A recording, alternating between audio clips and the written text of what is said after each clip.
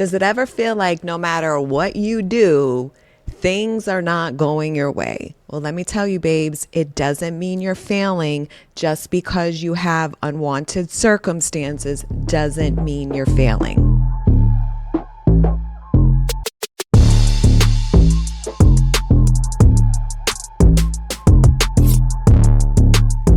Hey everyone, my name is Velez. I am a former trauma therapist, now turned transformation coach, where I empower women to claim their worth in love and life and manifest it all, baby. So if that sounds good to you, please like, share, and subscribe.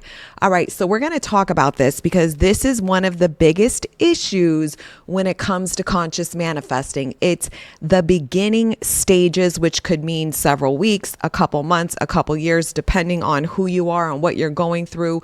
Whereas you're learning to reprogram the new self-concept, you're learning to reprogram the new story, you're training yourself to stop seeking validation from the 3D, it takes time to not allow the circumstance to control you, to not allow the unwanted circumstance to deem your worth and value, to not let the unwanted circumstance make you believe and feel and think that you're failing, that you're not getting what you want.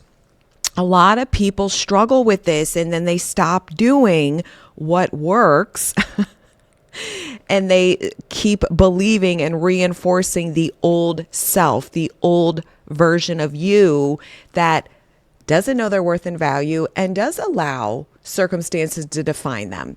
So you have to understand a couple things. One is sometimes the unwanted circumstances are just the old story finishing out its cycle. It's not a sign that things aren't working.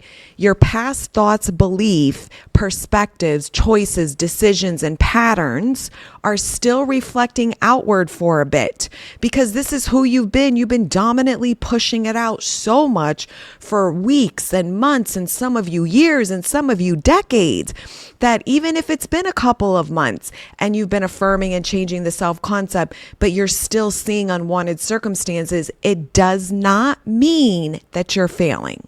You also have to remember that you're on a feedback loop. So whatever you're viewing in your circumstance is just feedback. It's never, ever failure. It's allowing you to understand what's still in you, because when you look at that circumstance, if you attach a negative meaning, if you feel awful about it, if you falsely believe that you're not going to get what you want, it's just allowing you more information of what your true dominant belief system still is in you.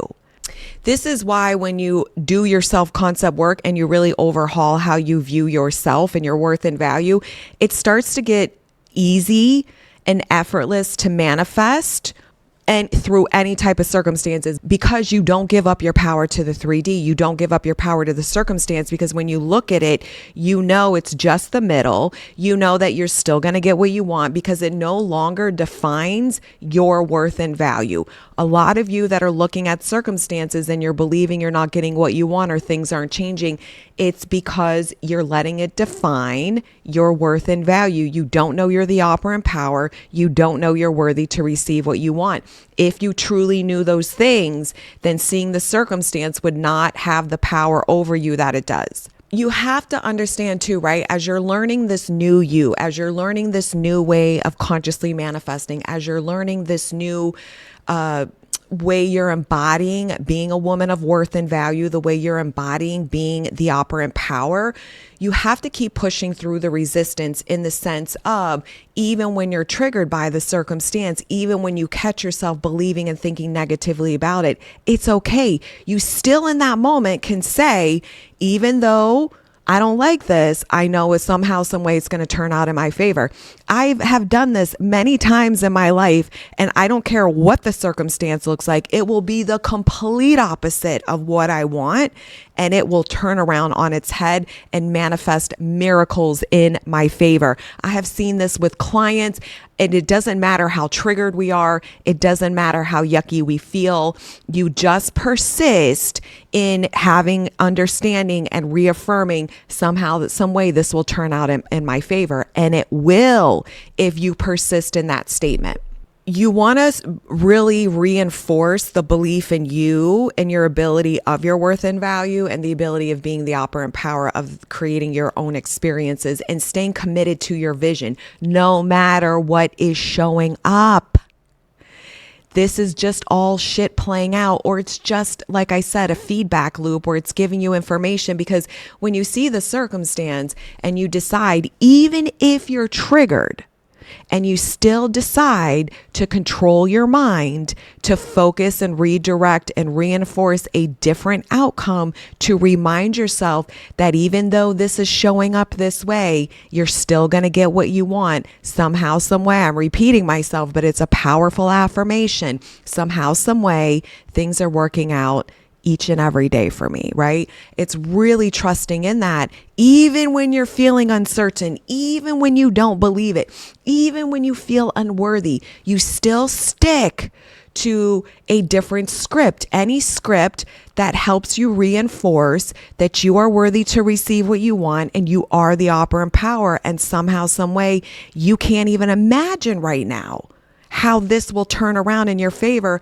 but you're going to choose that somehow, some way it will. You have to keep refocusing on your end goal, the end result, the end outcome. You want to recenter your focus on the desired outcome and remind yourself that unwanted circumstances are only distractions, and they will lose power the moment you stop feeding them with the focus, with the attention, with the, oh my God, nothing's changing. No, it's always changing. Even if it looks like it's not changing, it's still in the process of change. And this is why the daily consistent practice is so important, because a lot of people will just change their thinking. They'll do this a couple of times, and then they're just constantly allowing themselves to be believing that they're not going to get what they want and not choosing to change the story. Because again, I have said this for years. I was one of the first people to say it. You do not have to believe in order to manifest what you want. But what you want to do is practice reprogramming yourself to adopt the new belief that you always get what you want, so you're not bothered when an unwanted circumstance shows up. And that takes regularly consistent practice. It's not just going to magically, you're not going to magically believe that overnight with certain things. Some things you will. But again, it's about understanding, what are my patterns? What is my story of me? Because some beliefs are going to take way more practice to transform within you. And that's okay. That's what this whole game of life is about.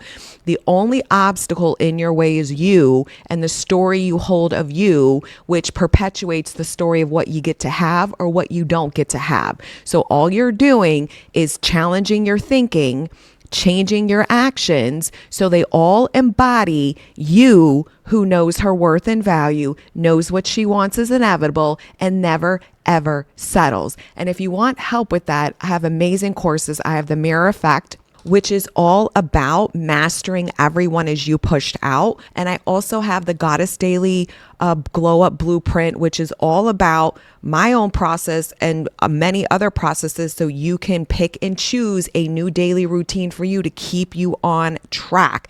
There's so many amazing courses down there. I have this Stop Self-Sabotage Detox course about rewiring you in your love life, so you stop subconsciously and consciously sabotaging what you want in love. So check them out, and I'll see you in the next video.